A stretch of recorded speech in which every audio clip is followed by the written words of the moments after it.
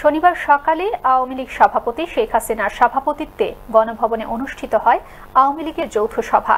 এ সময় দলীয় প্রধান ও প্রধানমন্ত্রী শেখ হাসিনা জানান, আওয়ামী লীগ যে ওয়াদা করে তা রাখে।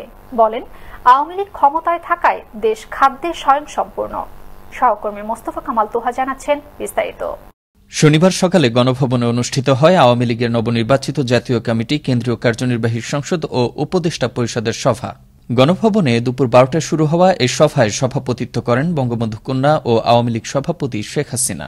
এ সময় দলীয় প্রধান কিছুটা আক্ষেপ করে জানান, গেল 14 বছরে দেশের এত উন্নতির পরেও কিছু মানুষের কোনো কিছুই ভালো লাগে না। এ সময় যারা বিদেশে অঢেল সম্পত্তি গড়ে তুলেছেন তাদের অর্থকে গরিবের রক্তচোষা অর্থ বলেও উল্লেখ করেন তিনি। এত কাজ করার পরেও কিছু লোক আছে তাদের কোনো কিছু ভালো লাগে না, আর দুর্নীতি নিয়ে আত্মহত্যা করতে হয়েছে। কিন্তু এই গরিব বংশের টাকা দিয়েই কিন্তু বিদেশে নাম টাম করে টয়ে বেশ ভালোই আছে এবং প্রচুর অর্থ সম্পদের মালিক পৃথিবীর বিভিন্ন দেশে বিনিয়োগও করে ফেলছেন।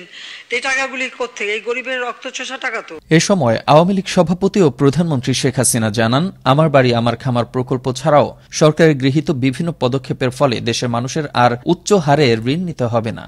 আমি মনে করি যে আমার বাড়ি আমার খামার প্রকল্প বা আমরা যে সমস্ত পদক্ষেপ নিয়েছি তাতে আমার দেশের মানুষকে আর ওই উচ্চ হারে ঋণ নেওয়ার প্রয়োজন হবে না। তারা নিজের টাকা দিয়ে নিজেরাই চলতে পারবে, নিজেরাই ক্ষুদ্র ব্যবসা চালাতে পারবে। আওয়ামী লীগ যে ওয়াদা করে তা রাখে, প্রতিশ্রুতি দিয়ে কাজ করা হচ্ছে বলেই জনগণ তার সুফল পাচ্ছে বলেও জানান আওয়ামী লীগ সভাপতি ও প্রধানমন্ত্রী শেখ হাসিনা।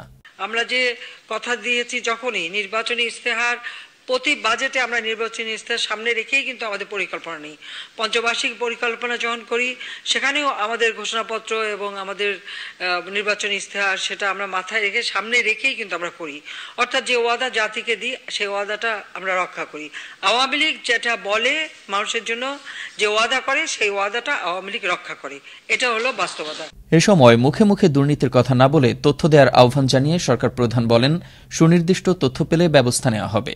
আওয়ামী লীগ ক্ষমতায় থাকায় দেশ খাদ্যে স্বয়ংসম্পূর্ণ বলেও জানান বঙ্গবন্ধু কন্যা। মোস্তফা কামাল তোহা, আনন্দ টিভি, নিউজ ডেস্ক।